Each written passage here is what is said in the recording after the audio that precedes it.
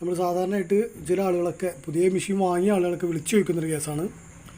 Accelerator കൊടുക്കുമ്പോൾ ഇങ്ങനെ അവങ്ങിപ്പോണൊരു പ്രശ്നം, അതായത് സൗണ്ട് ഇങ്ങനെ അവങ്ങിപ്പോവുക, അതായത് എണ്ണ കിട്ടാത്തയോ എയർ കിട്ടാത്തയോ ഒക്കെ പോലെ എന്നൊക്കെ പറയും. അപ്പോൾ അങ്ങനെ സംഭവം എൻ്റെ മെഷീനുണ്ട്. അപ്പം ഇത് ക്ലീൻ ചെയ്ത് തുടങ്ങുകയാണ് ഞാൻ. അപ്പോൾ ക്ലീൻ ചെയ്യാൻ വേണ്ടിയിട്ട് ഇത് ഫസ്റ്റ് അയച്ച സമയത്ത് കണ്ടത് ഈ ഭാഗം ഹോള് അടഞ്ഞിട്ടുണ്ട്. മെയിനായിട്ട് അതാവും എന്ന് തോന്നുന്നുണ്ട്. എന്തായാലും കംപ്ലീറ്റ് ഒന്ന് പുറം ഭാഗമൊക്കെ ഒന്ന് ക്ലീൻ ചെയ്തിട്ട് ഒന്ന് അഴിച്ച് റെഡിയാക്കുക എന്നുള്ള ഉദ്ദേശം വെച്ചാണ്. അപ്പോൾ ഇനി കൂടുതൽ കാണിച്ചു തരണം എന്നുണ്ട്, കാരണം വീഡിയോ എടുക്കാൻ പിന്നെ പ്രയാസമുള്ളതുകൊണ്ട് ഞാനത് അഴിച്ചിട്ട് സെറ്റ് ചെയ്യുന്ന ബാക്കി കാര്യങ്ങളും ഞാൻ നിങ്ങൾക്ക് കാണിച്ചു തരാം. എന്തായിരുന്നു എന്ന് കംപ്ലയിൻ്റ് അറിഞ്ഞാൽ മതിയല്ലോ, അപ്പോൾ അത് നിങ്ങൾക്ക് ഞാൻ വേണ്ടി പറഞ്ഞു തരാം. അപ്പോൾ ഇതൊന്ന് അഴിച്ചിട്ട് ബാക്കി കാര്യങ്ങൾ നോക്കാം. ഇത് രണ്ടും അഴിച്ചെടുത്തിട്ടുണ്ട്. ഇതിൻ്റെ ഉൾഭാഗത്തുള്ള നീഡിൽ ക്ലിയർ ചെയ്യുക, അതുപോലെ തന്നെ ഇതിൻ്റെ ഈ ഉള്ളിലുള്ള ഷാഫ്റ്റ് ഇതും ക്ലിയർ ചെയ്ത് ഒന്ന് റെഡിയാക്കി എടുക്കാണ്ട്.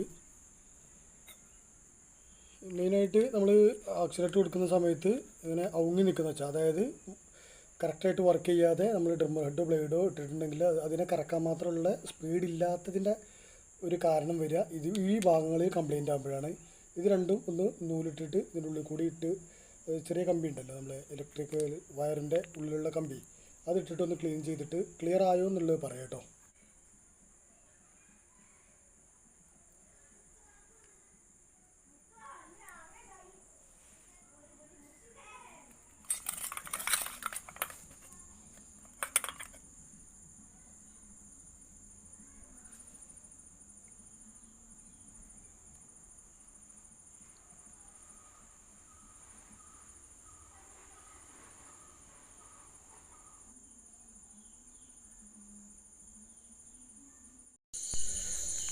മെഷീനിന് കാണുന്ന ചില സ്വഭാവങ്ങളിലുള്ള, അതായത് ഇങ്ങനെ സ്റ്റാർട്ടാവാൻ വേണ്ടിയിട്ട് അത് ആക്സിലേറ്റർ കൂട്ടുന്ന സമയത്ത് അവങ്ങിപ്പോണ കേസൊക്കെ കാർബറേറ്ററിലുള്ള കേസാണ് ഞാൻ നേരത്തെ പറഞ്ഞതൊക്കെ.